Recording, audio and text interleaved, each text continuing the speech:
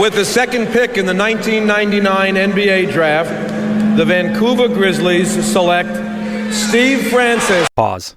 Before we move any further, we have to go back, way back, to how Stephen Deshaun Francis even got to this moment in his life. The moment when he heard his name called by the late great Commissioner David Stern.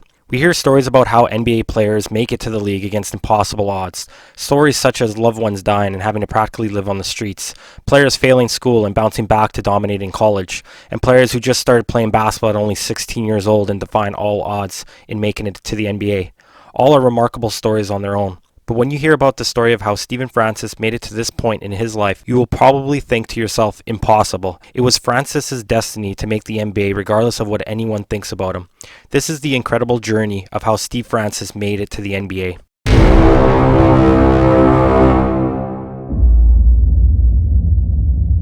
Steve Francis was born on February 21st, 1977 and raised in Tacoma Park, Maryland. Steve was the youngest out of 4 children. He had 2 brothers and 1 sister. His mother, who was a nurse and a single parent, lived with the children in a small 3-bedroom apartment.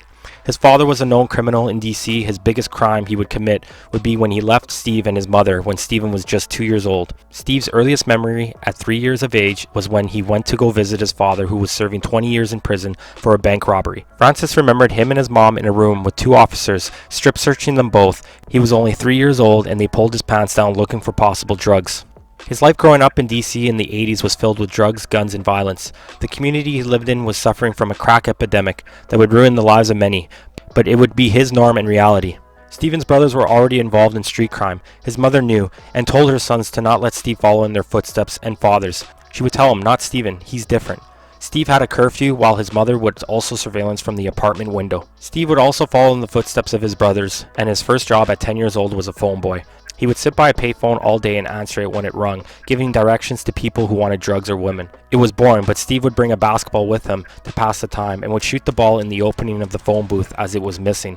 Working on crossovers, stepbacks, and spin moves, Steve would shoot the ball countless times, practicing as if it was a real hoop. He was known around the neighborhood as Little Steven with the basketball. Steve was small and athletic and could handle the ball, but wanted to grow, measuring himself constantly, marking out one of the walls in his apartment as a reference. He would ask his family, "When am I going to grow?" as his dreams was to play basketball. But it didn't matter. By 15, he was selling drugs, being robbed at gunpoint, beaten up, and witnessing drive-bys on a regular basis, while regular people like you and I waste their life away because of their addictions. Francis had a lot of confidence in his game. He would try out for his high school varsity team at John F. Kennedy. He got cut and was told to play junior varsity basketball because of his height. He quit basketball for a short while and continued to sell. His sophomore year, he would make the varsity team but would only play 2 games due to failing classes. He then transferred schools, but the county school district would not allow him to play ball due to that transfer in the same school year. He would move back to John F., and during second semester, his grades would go down again. Steve would finish his high school basketball career with just 2 games under his belt. At 18, his mother, who he had a close relationship with, would pass away from cancer, and from there, Steve would drop out of high school and quit basketball. Steve felt he had nothing more to lose. Sell drugs, make money until I die or in jail. His dream to play basketball was now gone. He no longer believed in himself. There was no recruiting letters in the mail. Hell, no one even knew who he was. His mother was gone, and he was becoming just another statistic. But then, there was this guy. Tony Langley, a retired cop who was Steve Francis's AAU coach before he quit the team. I'm telling you how it's going to go. 10 years from now, you're going to see the same guys on the same corners doing the same shit. And they're going to be wearing the newest Fila's or Jordans, looking fresh. But you're going to look at them and they're going to be another year older and another year older, still doing the same shit. Still getting robbed every single day. You can do something different. That talk with Francis would change his life. Sometimes things that are said in the moment may not appear to get through to an individual, but in time your words can slowly transform a person. Francis could not stop thinking about what his coach once told him. It stricken him with guilt, so he did something about it. Steve would start to play AAU basketball again and played in a tournament in Florida, where little did he know that trip would change his life. One of the coaches from Santa Quinto saw Steve play and offered him a spot on the team.